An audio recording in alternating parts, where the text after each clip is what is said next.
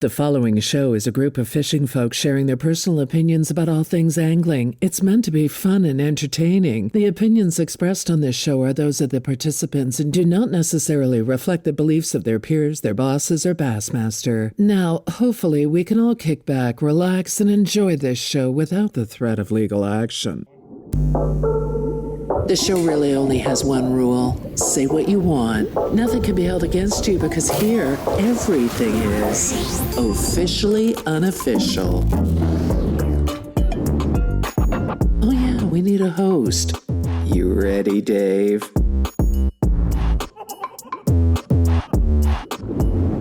Once again, welcome back to Officially Unofficial. This week, I decided to talk to our anglers about something that a lot of people are talking about lately, and that is the brand new Elite Series schedule. The 2026 Elite Series schedule was recently announced, and whenever a schedule comes out, it always is accompanied by a lot of thoughts. I mean, when you think about it, there's 9 stops. So basically, you're going to make 9 areas happy, and the rest of the internet is going to be very displeased. Why did you go there? How are you returning to this spot? Why didn't you go to my lake? These are all normal thoughts, but they can only go to 9 lakes. So this week, I decided to talk to our anglers and see what their thoughts are on the playing field for 2026. And once again, I dug deep in my bulbous Rolodex of Elite Series pros, and we have an incredible lineup. We have Kyle Patrick from the West Coast, Bryant Smith, Hunter Shryock, and Lee Livesay. And I simply asked them one question: what do you think of where you're going to be competing next season? Kyle Patrick, unfortunately, you're just focusing on the 2026 season. 2025 cut a little short for you, but the schedule's been announced. Always schedule announcements come out with some fanfare and some hatred. Where are you on our schedule? Look, I'm going to be honest. I like it. I've never had a schedule come out, okay? I'm a little different. A lot of these guys, now I'm getting to the point where I've fished these places, right? Like, but before the Elite Series, man, I hadn't fished all over the country like these college anglers, because I didn't fish in college. I was a northern guy. So, like, I didn't have any preconceived notion, which I loved, because I was like, people are like, oh, God, we're going to the whatever, the Tom Bigby. That sucks. And I'm like, I don't know. Does it suck? I really don't know if it sucks. Like, I'm just going to go there and try to break down the body of water and catch whatever I can catch. Like, that was always my attitude. Now I have a little more perspective, like, on these lakes, but I still never look at a schedule and I'm like, that's a bummer from a tournament fishing standpoint. Like, I think the schedule is phenomenal.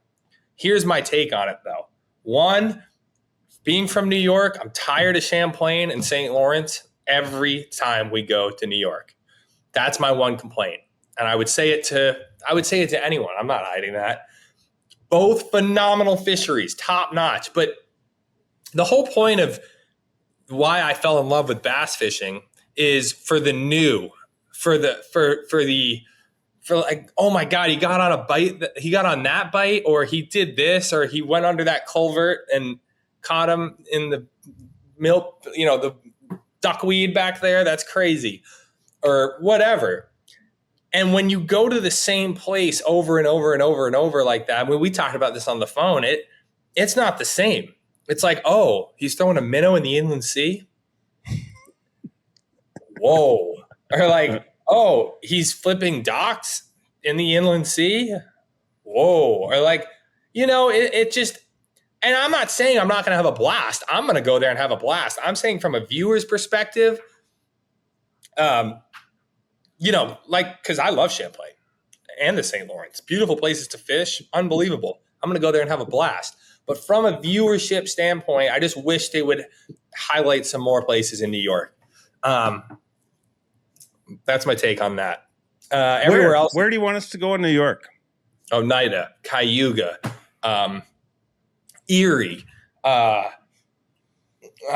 mean, anywhere else, like Seneca. I mean, we can go to a lot of places with 100 guys. Lake George. I know there's some tournament tough deals on that at times. So I understand there's limitations, but like there's a lot of different places in New York that we can fish. A lot. And then the other thing, so I don't discriminate, like other than like going to a place too many times, and the reason we go is because it's so good. That's my only like small complaint. And then the other is just like having a week break in between events that are far away from my house.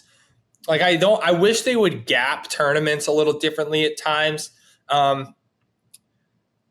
I don't think it's too bad this year. I haven't really dove into the dates because I've been obviously dealing with this issue. Yeah, hard issue. But no, I mean, and then New York will be rough for some because we got a week in between. Like for you, yeah, it's not so bad because you're like, good, I'll go home, get my gear ready. Yeah. But if you're does it feel? How does it feel? Because a few years ago in Alabama, Gerald's like, oh, it's not that bad. And I'm like, oh, yeah, for you, I have to sit here. It cost me an extra however much money or whatever, you know, like all the Alabama boys are like pumped. And I'm like, it's not really, you know, all that great. I'm glad that's in New York for sure. What was your question, though? I think actually, other than that, it's pretty good. Especially January, February. I'm not fishing the Classic.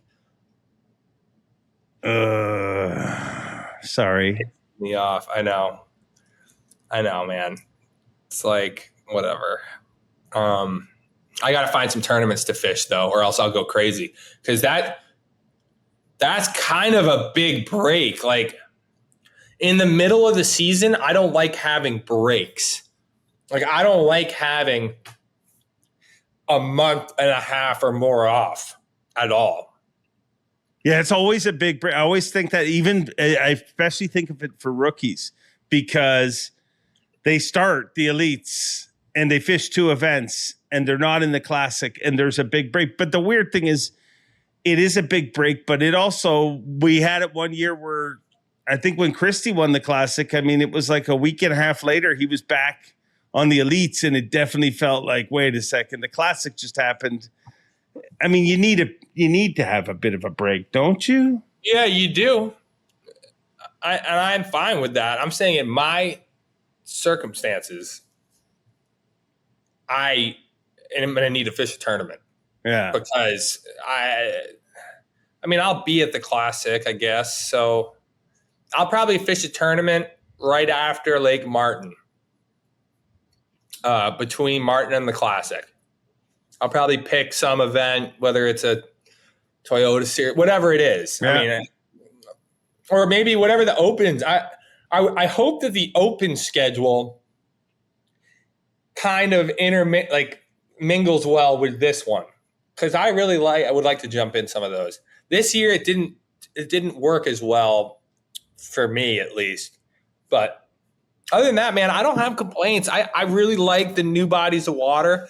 I like the Arkansas River. Haven't been there in a while. I like when there's new venues. Like when I go to Lake Gunnersville, that'll be cool because I haven't fished Lake Gunnersville before. But I'm sure some guy ever. Oh, wow. Yeah. That's what I'm saying about when people are like, what do you think about the schedule last year? I'm like, dude, I've only ever fished 2 bodies of water on this schedule the whole year. But and you look at that as an advantage, not a disadvantage, because it's fresh. Yeah. And I also look at that as I look at that as an advantage when we can use our electronics.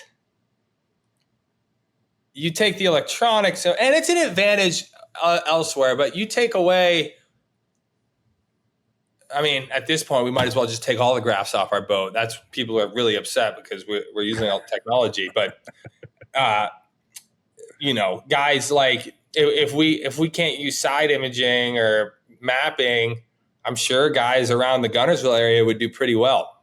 Yeah. So that's all relative. We'll see what happens with what's going to happen next year. But I look at it as an advantage for sure.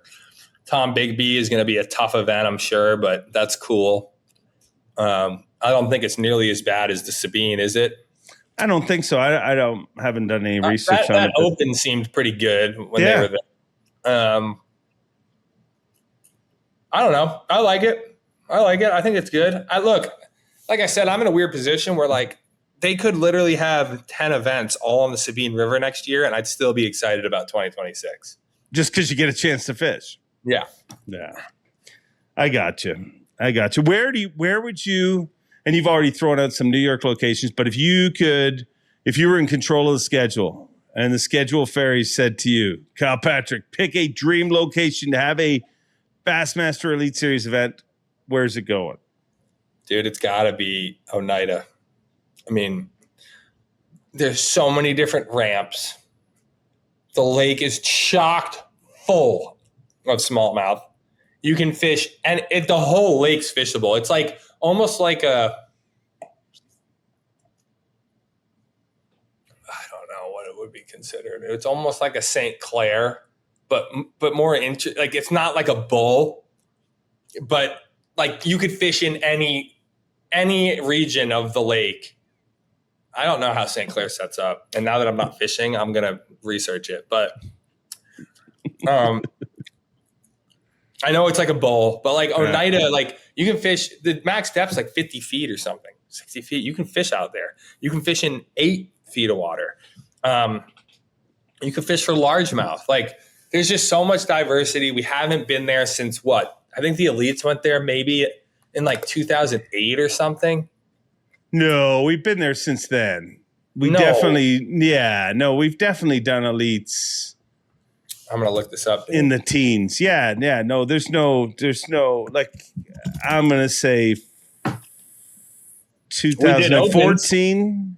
No way. I mean, I wish we had a Jamie. Jamie, look it up. He's not. Jamie's not here to look it up for us. 2012. Say what they tell you in the teens. 2012 is not the teens. Oh, come on. It's right there. I'm just saying. It's preteen. 2012. You're right. 2012 was the last elite. God, I was going to say 20. Yeah, why do I second guess myself? I'm just saying. I knew we had been there. That's a long way from like that. We haven't been back to Oneida and it was such a good tournament to watch. I remember rewatching that. Yeah. All right, Oneida. Yeah, Oneida. Make it happen. Yeah. What about tournament weeks? Like, do you like it being all over? Do you like back-to-backs? Do you not like back-to-backs? Like what's yeah. I like back-to-backs. They're great, man. Like the only thing that bugs me is when they do back-to-backs without a day and then there's a weather cancellation and it cuts into our practice and we go to the St. Lawrence River with 2 days of practice. I'm like, man, we need more time than that. Which is, I think, why they're putting a week between Champlain and St. Lawrence. I mean, because there's a chance, but it does suck for being stuck there. In a perfect world, I think marketing-wise and fan-wise, but this will never happen because anglers love back-to-backs for the most part. I'd love to see it where we did a tournament, let's say whatever week it is, the first week of every month. So you know that the first week of every month, there's an elite, or the third week of every month, whatever it is. So it's like one a month. So you get your champion, he gets crowned, they get their month worth of media, and then you start building towards the next one. But there's so much in play to make that happen. You got Fox obviously involved. 1 a month, a tournament, 1 a month. So you have a tournament every month. You have no big breaks. So it would be February, March, April, May, June, July, August, September, October. Yeah. Well, November because of the Classic. Well, yeah. Yeah. I think it was spread it out to the whole season. The problem is then we get 2 months to get our boats rigged and everything ready. That's not enough. Okay, I'm sorry. Yeah, Dave, sorry. Shouldn't have brought it up. Shame. Just leave it as it is. I've been watching Game of Thrones a lot. Shame. All right. You get back to watching Game of Thrones. We will see you in 2026. And hey, I have a prediction.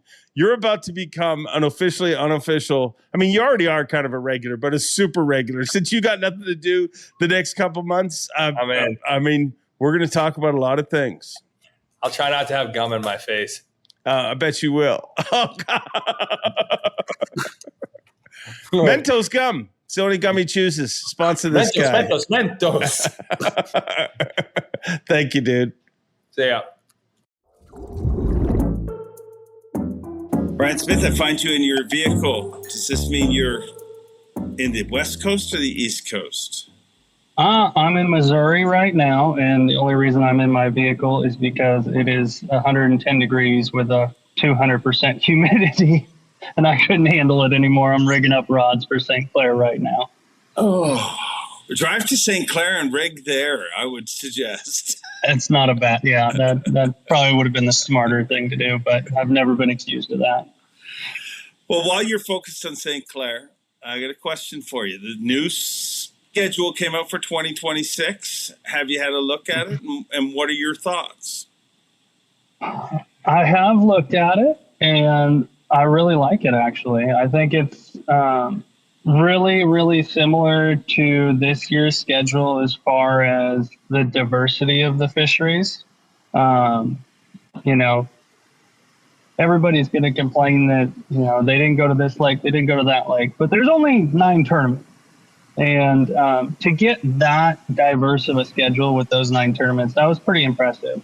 I really liked that. I liked where all the tournaments fell as far as the dates and everything. Starting at Gunnersville, I'm really excited about that one. I've actually only spent 1 day in my life on Gunnersville, but, you hear all the stories and everything about that. And I've wanted to get there, especially that time of year. I mean, it's going to take huge weights, and then back-to-back with Lake Martin. I like those back-to-backs that are 2 totally different fisheries, like Fork and Sabine this year. I think it's really cool because you have to totally switch gears. You can't just roll. It's not like going from Fork to Toledo. It's a total, you got to re-rig everything. Yeah, it's a pain in the butt to swap out all the gear and everything, but I think it's a good mix. And, the whole schedule is a really good mix. Like going from Murray to Santee, I love that. It's 2 totally different fisheries on back-to-back weekends. So it gives the fans a lot of variety as well. I just feel bad for the fish in the Sabine River. Like the first few hook sets, those poor fish were abused. I mean, to go from 4, you literally went from throwing baits as big as the fish you're fishing for a week later. Oh, 100%. Yeah. Like when you go from anywhere to Sabine, you got to tone everything down, but going from Fork to Sabine, that's almost cruel to us because like you said, the first couple, like you send them over your shoulder every single time. So luckily we have some practice to kind of tone everything down, but yeah. Well, you're right. When you introduce a schedule, I always find it humorous. I mean, it's right away you're going to upset most of the country, and you're going to make 9 locations happy. But one of the locations that we always hear a lot from is your location, the West Coast. Yeah. What are your thoughts on that? I looked it up. It's been 10 years. 2015 was the last West Coast Elite Series. And, I personally think that's long enough. It's about time, you make your way back to the West Coast. The thing is, we have like some of the best fisheries in the world on the West Coast, and we never get to showcase them on a national stage, which sucks, It's where I grew up fishing. It's where I learned how to fish.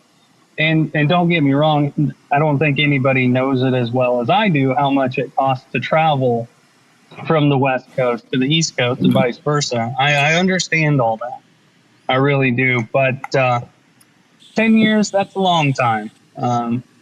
show some West Coast love every once in a while. I'm not saying every other year or anything, but every 5 years would be cool. Go back home and, your Bassmaster ranks Clear Lake is the number one lake year after year, but we never go there. Yeah. I'd love us to go as well. I mean, I think, when you talk to most of the anglers, it's a cost thing, but like you said, you pay all the time. If we were to go to the West Coast, which I hope we will, and I think people got to understand, like, it's right away, people are like, wow, no West Coast love. It's not about love. It's like, you got 100 people you got to convince. Literally, let's be honest. The last time the elites announced a West Coast swing, the entire league left. I get it. We're still reeling from that.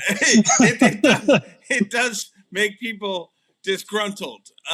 It's not as it's not a small a version, but I hope that we are out there sometime in the next few years. Where do we go? Where are the two? Like, you got to do at least 2 tournaments. So if you had to pick 2, where are we going? I would say Clear Lake for sure. That place is probably better than I've ever seen it. And then I'd like to see a spotted bass fishery, like a Shasta or something. I think that would be a really cool tournament to see the elite guys break down. Columbia River, I actually just fished. I just flew in from Washington a couple days ago, and I just fished a tournament on the Columbia River.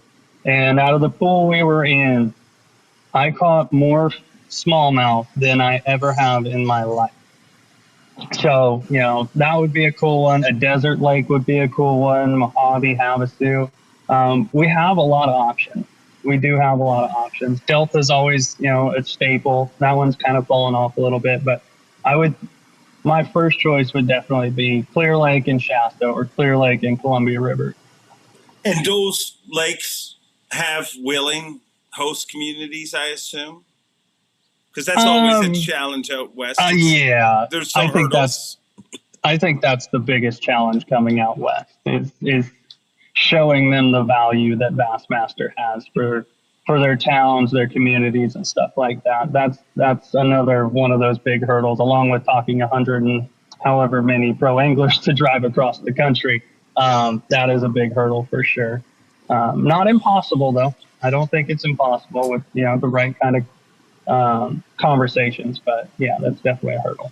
Yeah. No, I want it to happen. So if me and you were making the schedule, I'm pretty sure it would be on there. But I know that Bass talks about, like, is now the right time. They want to do it. But timing is everything. And I'm sure we'll be out west soon enough. And you just keep beating the drum, and you can lead us out there. You can. I'm in. Let's do it. As long as it's in the conversation, I appreciate that. Yeah. As long as it's an actual thought, like, hey, let's, at least look at this. Logistically, I understand, a lot of things have to line up for that to happen. But as long as it's in the conversation and it's not just, swept under the rug, I'm cool with that. What fisheries are you looking? What one on the schedule are you most looking forward to next year? Lake Murray, actually. I don't know why, but my whole career, herring fishing, I've always done well herring fishing, and then on top of that, it's one of my favorite ways to fish. And May on Lake Murray is an absolute blast. We're going to catch a bunch of big ones. They're going to be blowing up on top water, throwing caffeine chads around, all that good stuff. I love running and gunning like that. So that's always the one. I'm excited to see the herring lakes on the schedule. Any of them stand out as a concern? Arkansas River. Low hanging fruit there. But that was the first Bassmaster Open that I ever fished, was on the Arkansas River. And what a welcome to Bassmaster it was, because I think you had to go to page 3 or page 4 to find my name after that tournament. So hopefully we'll get a little bit of revenge on it this year. But that one, Arkansas River, you hear the flooding, and I've heard it's fishing really well. I have heard that, so that's good. But it's river fishing, and that always concerns me. Well, I'm sure you'll do just fine, but I'll let you get back to your travels, and we'll see you in Lake St. Clair in a few days. Sounds good. Hunter Shryock, I know you got a couple more events left in 2025, but the 2026 schedule came out. What's your thoughts on it? Man, that's what I told you. You texted me yesterday and was like, "Hey, what's your ideas? What are you looking forward to?" And I'm like, honestly, I got to look at the schedule again. Now, obviously, I looked at it when it came out, but yeah, still focused on the last two events. But immediately, right off the rip, I'm looking at it on my phone here. So Lake Guntersville and Lake Martin both kicking it off in Alabama. We kind of missed out on Guntersville's heyday, I guess, when we were there. We were there how many times in 2020? Was it 21? 2019 Classic, maybe? Yeah. And then Guntersville's Guntersville. Like, it was good, but it wasn't like now it's phenomenal. So I think, to start there is awesome. But just looking at it as a whole, like the whole schedule in general, I just see like diversity. A few of the same places, but just diversity. And so to me as an angler, I think that's what we all want to see. We all have opinions, we all want to have our certain ways. And I couldn't imagine trying to make a schedule because no matter what, you're never, ever, ever going to be right. Is that correct? Oh, guaranteed. I mean, I always kind of laugh when I find out the schedule's coming out. I'm like, well, cue the bad comments because you're about to make 9 people happy or 9 locations happy where they're like, oh, good, it's coming to my body of water. Sure. And you're about to piss off everybody else. Yeah. You look at even Texas where we've been a ton. We've been to Fork a lot of times. New York.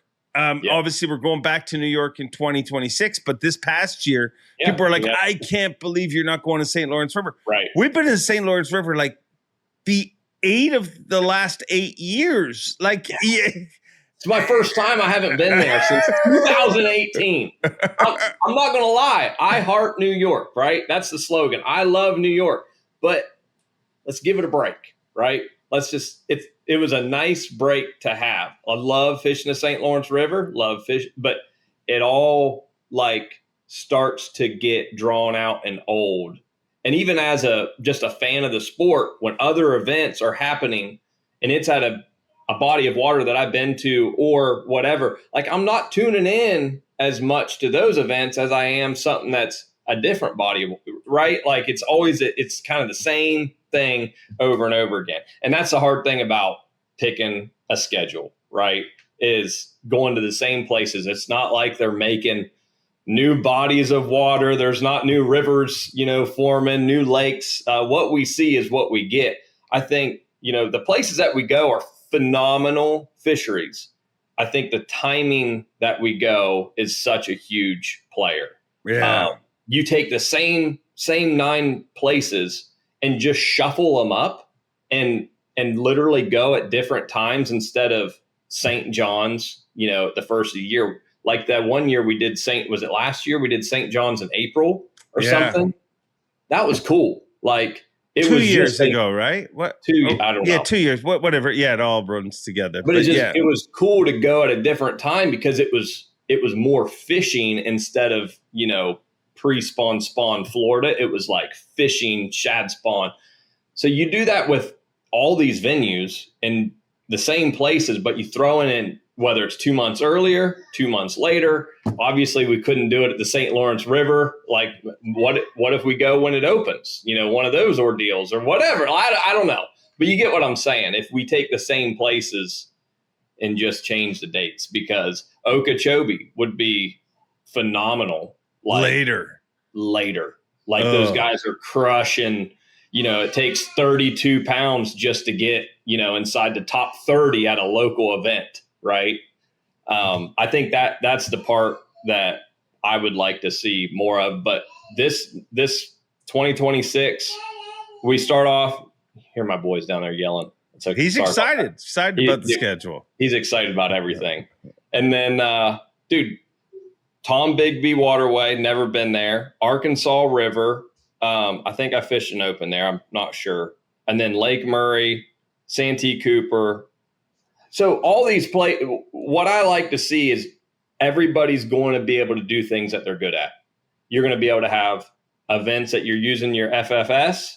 You're going to be able to have events that you can go fish in the dirt, and you still got the hybrids where you can do what you want at each one. And at the end of the day, I think for all of us, like Angler of the Year, the points and all that stuff, you want to see a schedule that shows, somebody has to do everything to do well. And I think that's what we're going to get. So it's pretty cool. Hey gang, Officially Unofficial is presented by Shady Rays. You can hit the water with confidence in Shady Rays sunglasses, built to cut glare and deliver pro-level clarity. Their polarized lenses sharpen your vision so you can spot every ripple and movement, even in harsh light. Not only are they lightweight and ultra comfortable, they stay put no matter how rough the conditions. And guess what? They even have lost and broken protection, so you're covered from day one. Not satisfied? Return or exchange for free within 30 days, no risk. If you're ready to see the water like never before, go to ShadyRays.com and use code BASS35 for 35% off. So when I first reached out to you about this, your initial reaction was like, I got to look at the schedule because you're still focused on 2025. Do you think that's regular for anglers? Do you think people, when you're competing in the elites, you're not really looking forward to that schedule yet because you're still focused on St. Clair and lacrosse? Yeah, I would say I'm in a little bit. If I was better in points right now, I'm literally the bubble boy for the Classic. So there's a lot more added pressure to stay focused on the task at hand. If I was higher up in the points, I would be looking at, Champlain, St. Lawrence, places that I could go still fish at right now in advance for, next season. But, and I know like getting your campgrounds and stuff, getting everything organized for the travel. My wife's getting on that, but just in my scenario, being 40th in AOY points with 2 events, I'm like laser focused on just trying to get, what I need done through those. But a lot of guys already looked at this schedule and the homework's already begun. Like that's the group that we fish against. Every one of them puts their time in, puts their work in. For the guys that think nobody else is doing, everybody's doing it. That there's already been research that's done because it's a all year thing on preparation. At least it is for me. Like I'm not that type of guy to just see the schedule and be like, boom, and know everything that's going to happen. And I really need to sit down and look at each one and, study it. Look, where do I need to be at on these places? Takes me a while, but I'm still getting better. Even though I'm like an old vet now, it still takes me a little bit. Do you feel like you're rapidly aging? Not because of like physically rapidly aging, but I mean, you are part of the sport at a time where you're like, you should just be coming into your peak right now. Sure. Yeah. But it feels like in some ways the peak went and slipped. And it wasn't even in like, I think this is my 8th season fishing in the elites, but it wasn't like all the way that, it was literally the last like 2 or 3 years that it's like evolved way faster. So I'm like, how did I just go from being like the young kid, or not young kid, you know what I'm saying? Just kind of like middle of the road age to now I'm like I'm like giving advice to some of these kids in the bag line or, helping them out with, stuff other than fishing. I'm like, gosh, dang, this happened way too fast. Very fast. You said putting a schedule together can't be easy. Let's help them out. If you could pick a dream location to have a tournament where we maybe have never been or haven't been in a long time, where do we got to go in the future? Man, that's tough. Dude, I don't know. That's so tough for me because honestly, I don't have like favorite. Well, obviously, you got favorite fisheries, but like I don't have one in my head. I like going to new places or just places that haven't like been pounded recently with tournaments. What we just fished at 10 Killer, how cool of an event was that? Because there wasn't any history. You're going there, flying by the seat of your pants. It was a different time of the year from the time that we were last there. That's the ones that I like. So like the Tom Bigby one, to me, like that is super cool. And now I don't know if the fishery is phenomenal or not. I could care less, because to me, an 8-pound tournament and a 28-pound tournament, they're both the same. Like, to us anglers, they're literally the same. Like, you still have to generate the bites and give yourself the most opportunities. So it's all relevant in that aspect. But gosh, a dream. I would like to go back to Cayuga, to be honest. Hell yeah. Right off the top of my head, that's mixing everything together. That's grass fishing, that's smallmouth fishing, and that's, northern fishing. So yeah, that crosses them all off. Let's go back to Cayuga. I'm all for Cayuga. I'd like a little more diversity in New York. I mean, because there's just so many. Cayuga's the one that everybody knows of, but there's some that have never been tapped. But yeah, no, I'm all for Cayuga. It's been too long since we've been there. The state record smallmouth was out of there, correct? Yeah. Took it from the St. Lawrence River. I mean, isn't it the state record smallmouth and largemouth? I have no idea. I might be totally wrong. I mean, it is big. I feel like, it enormous. Potentially is. They'll let us know in the comments, especially if I'm wrong. When you're wrong, they let you know really quick. For sure. Tell this idiot how he hosts a podcast and doesn't know. All right. You get back to focusing on 2025, and I will see you at the events, but I'll also see you at the 2026 Bassmaster Classic, because you're going to slide into that cut and you'll be just fine. I feel like we will. I'm sending you positive vibes. Thank you. I appreciate it. I need all I can get. Thank you. Thanks, tap Dave. it in, Happy. Tap-tap-a-roo. That's right. Did you see the new Happy Gilmore? I did. What'd you think? Did you watch it the night that it came out? 100%. Yeah.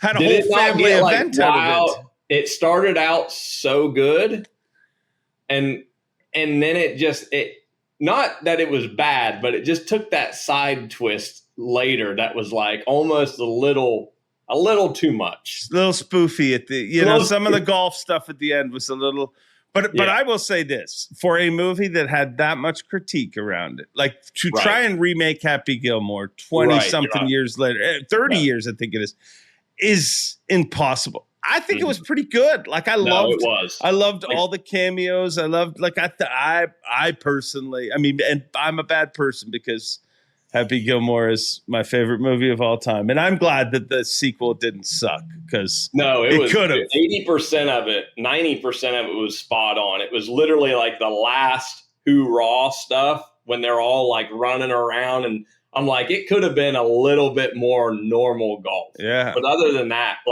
that's what I even told Felicia. I'm like, he couldn't have done a better job, redoing it. Yeah. You could have messed it up so many different ways. And how about Lavelle Crawford with a tie to Bass? He won the Pro-Am this year with Emil Wagner. He won the Classic Pro-Am.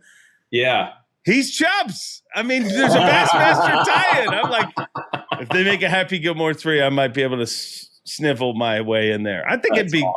I think I could have done something, yelled from the crowd or something, maybe. You'd be out there cheering them on. Yeah. I've been over the big stand or something that fell in the first movie. Oh, God. Such a good movie. All right. We're done. See you soon. You got a lot to do. See you, buddy. Thank you. Lee Livesay, the new schedule for 2026 has been released. I know you're still focused on 2025, but what are your thoughts? Man, I like it. It's a really good schedule. I think everybody does. All the anglers I've talked to, all the fans, everybody likes it. It sets up good for myself, I think, and a little bit of everything. East, north, south, central. I'm liking it. So on paper, a lot of people would figure you would be a guy who wouldn't like it because there's no fork or no Texas. The last 2 years at Fork were my worst two finishes ever, pretty much. So I was kind of happy to have Fork not on the schedule. and we've been there, but I mean, I get it that people want us to keep going there, but I mean, Bass gets in trouble if they go to the same places, and they get in trouble if they don't go to the same places, it seems. What do you look for as a pro? Like when you say you like it, what stands out to you about the schedule that you personally like?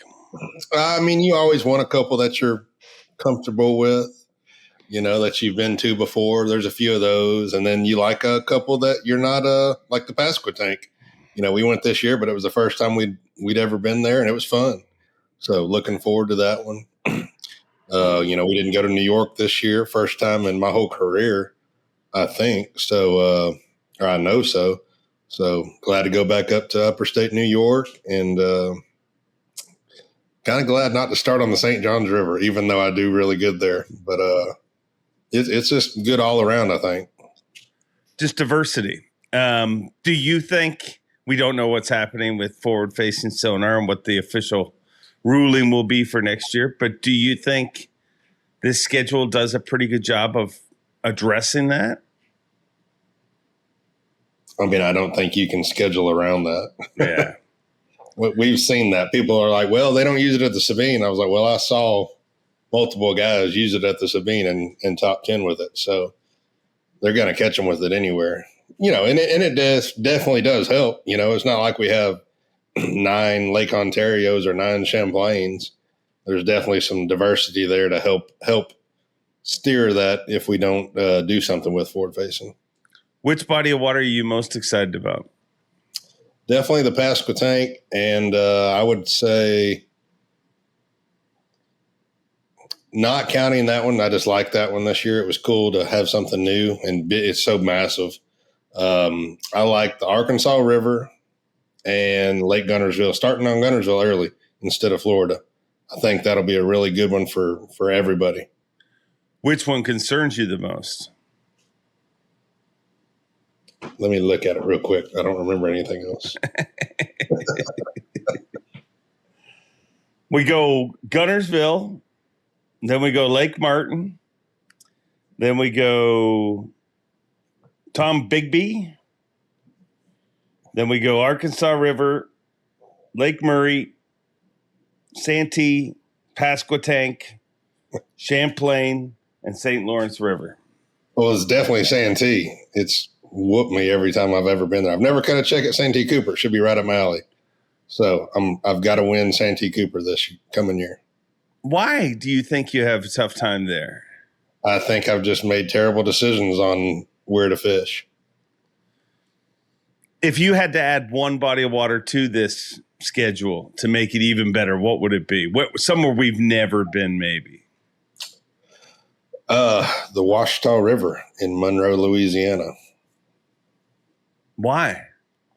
We've never been there. It's big, it's long, and it's just there's not big weights, but it's kind of like the Arkansas River, a good fishery to spread everybody out, see a lot of different things, see some new water.